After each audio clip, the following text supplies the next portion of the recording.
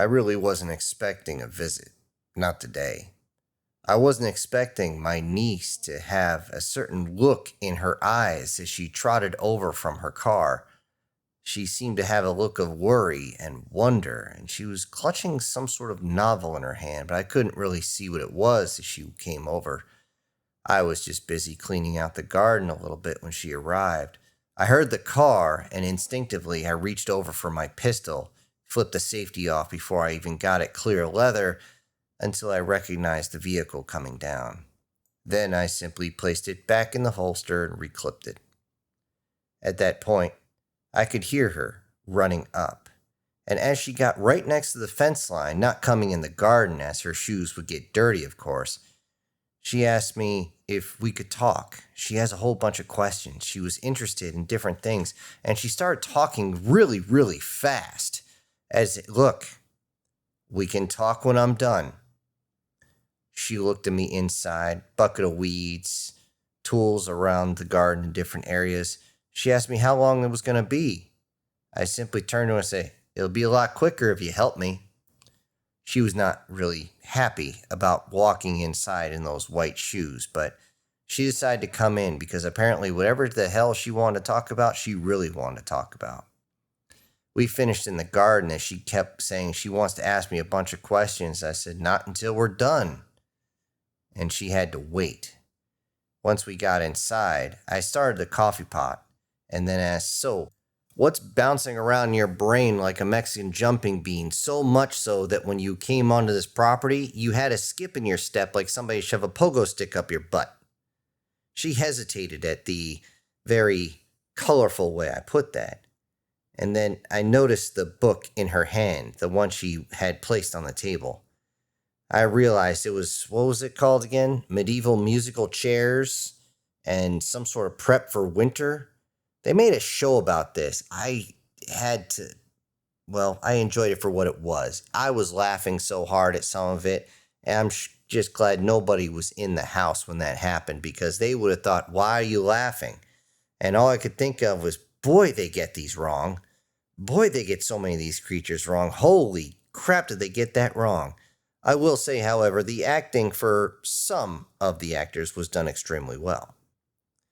She leans forward and simply asks, "Do you know anything about dragons? Like, have you seen one? Where are they if you've seen one?" And then all of a sudden, her lips started going faster than her mind, asked me all these different questions over and over and over again as I simply made my coffee and looked at her square in the eye without even sitting down. I said, "Listen, are you sure you want to know? You better be sure, because once I tell you, you can't unknow what I'm going to tell you." At that point, you couldn't wipe the smile off her face with that shovel outside. She was just almost giddy as we went down towards the office. Once inside, I pulled out a very thick file, placed it down, and slid it over towards her, and she was all sorts of happy as she read the title right on top that said Dragons. She looked through the pages and her smile was there, but then it began to go down more and more and more as she basically looked through everything as though they were Cliff's Notes, only grazing several pages as she moved on. And as she finally pulled herself away from the pages and the pictures, she looked up at me and I said, "There were many dragons back in the day. As far as what day, I'll let you know exactly when I actually receive an unmolested calendar." She looked at me sideways. I had to remind her that our calendar that we know of has been altered at least 7 major times that I'm aware of. There's probably more, but we weren't here to talk about calendars. I told her about back in certain ages, dragons, giants, and all sorts of fantastical creatures were everywhere. Humans seemed to arrive on the scene out of almost nowhere, and they brought magic with them. Magic that helped them maintain themselves. She snapped and asked, "So humans can use magic?" I just looked at her and said, "We just went over this. Would we wouldn't have witches, hags, warlocks, sages, or any of those others without magic, right? She realized that she had just kind of stepped on a landmine, but she went right back to what was going on in front of her. I told her how magic allowed humans to survive and were at peace and balance with nature at one point. Though humans are flawed, easily misled, and a whole bunch of other things, there's a multitude of factors that cause humanity to misuse the powers they had, not only magical, but in some cases technological. And in the end, it was not just avarice or desire to control everything that took the old humans down a peg and taking everybody with them. It was, well, you know what? Let's stick with this. I'm about to go off in the weeds. I motioned over, flipping a couple pages, and tapped onto the page. So you see here? This is where the dragons fought back, and they weren't the only ones. The problem is, dragons at that time had a lot of magic themselves. Actually, a lot more than humans did, especially if you put one-on-one. But because everybody was fighting back and forth, there was a magical backblast, so to speak, and it caused a worldwide extinction event. And the result is, hold on, flipping again to the next page, I open it up, and there are pictures, many different pictures. And as her mind started to understand what was going on, I continued to speak. This was what happened, the petrification of multiple subspecies. And it wasn't just dragons. I mean, there's plenty others. Hell, I can think of an Asian army that was all reared up and ready to fight. As soon as the magic was burst out, they were going to charge in and take over everything, kind of like how you charge in after artillery.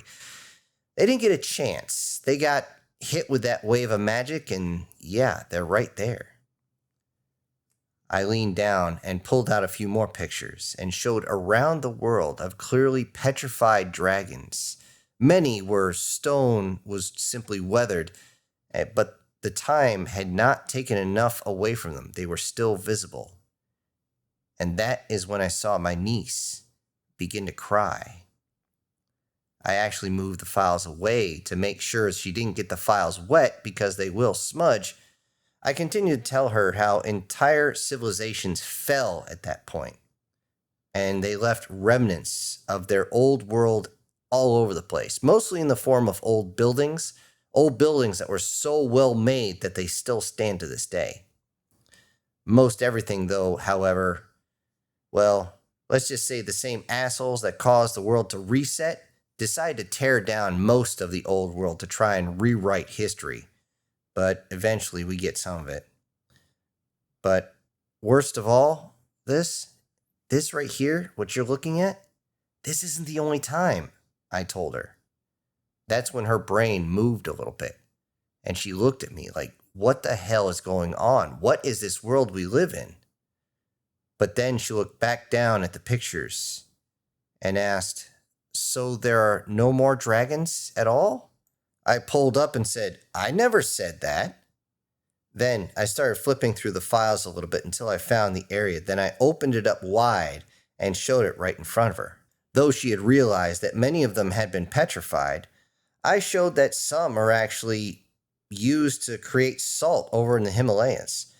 And yet some species do actually survive to this day around the world. She was more interested. And again, I kept flipping through the very, very large file. And then I brought up a picture and saying, look, this one here is protected inside Africa. She looked and she couldn't believe what she was seeing. A large reptilian, at least 50, 60 feet long from nose to tail at minimum. It was difficult to get a size ratio as it was halfway in the river. There was no wings, but you could see the 4 legs that moved it and the long tail that seemed to splash just a little bit, and of course the head that was looking right at the camera. I said, this one here is a subspecies called Mkelmabembe. I never get to pronounce that right, but it's something similar to that. She looks and says, that's not a dragon, that's a dinosaur. I smiled and said, listen, until 1841, there was no such thing as a dinosaur, quotes in the air. They were all just called dragons. She motions to the picture and says, "That doesn't even look like a dragon." I smiled and said, "Neither do the wyverns from that show you guys like so much. Listen, only a few subspecies actually remain active." She then looked me up and down with big eyes. Active? That's when I realized I might have just triggered a landmine and figured, you know what? Screw it. She asked, I'm going to tell her. I told her about how they could get eggs from those that were petrified or turned into salt, and those eggs actually remain. I explained an expedition where I saw them recover 3 separate eggs from a petrified corpse, and they actually believe that these eggs are still viable.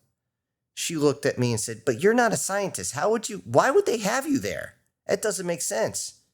I said, "Look, it does if you think about it. I'm not that kind of scientist by any means, but there are others out there, if they found out about this, would absolutely kill to keep this hidden or buried. Either buried in the archives, buried underground, or buried in a vault. It doesn't matter. They want to keep this buried for reasons we're not going to get into right now." She turned back to the files and then looks and says, "But so you've seen one? I mean, you've seen one with your own eyes, yes?" I said, "Yeah, only once." She said, "Where?" "In Utah." What? This can't, here, what? Take a breath," I told her. "Relax, okay? I'll tell you. Look, I was brought over there just in case one of these decided to act crazy or somebody did something stupid. Not to mention, I'm considered an expendable personnel, so if I get offed by some reason, they're not worried. When we got there, we found out that there were some still asleep. And even after all this time, they just kind of snoozed. If you weren't looking real close, you wouldn't even know they're actually breathing. They're just not moving." "You mean like stone?" "No, not stone. They're not petrified. They're asleep. They're in hibernation, coma, whatever the hell you want to call it about. And it's really hard to tell that they're actually moving because of this. It's hard to tell they're alive. But just like any of those crocodilians over there that are in the deltas that decide that, oh, it's the dry season, I better bury myself in a hole and just stay here, not move, sleep as much as I can, barely breathe, don't do anything, just live off my fat reserves or whatever, and then they can survive until they want to come back up." She started excitedly asking me a whole bunch of questions at that point, rattling them off one right after the other. And finally I said, "Listen, stop, hold on, breathe a second." I tried to answer a couple of the questions and I said, "Listen, you're only going to find them underground at this point. Except for the ones that are deep in the rainforest where they're protected due to topography and the fact that certain people don't want them to be found. You only find them in caves, usually still asleep in their caves, just right there." Then she finally calmed down and says, "Well, okay, what did they look like?" I thought for a second. I said, "Well, pretty much like this," opening up another page and pointing at, "See this? It's pretty much like you see on the show, except the females have far less spikes. Actually, they're quite smooth."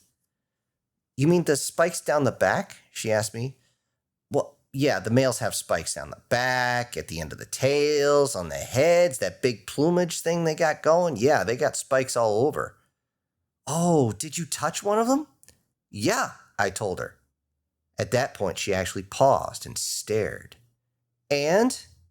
"It's like alligator scales, really, but a lot larger and seem denser, but I'm not going to sit there and knock on them. I'm definitely not going to shoot it." "That's amazing," she said.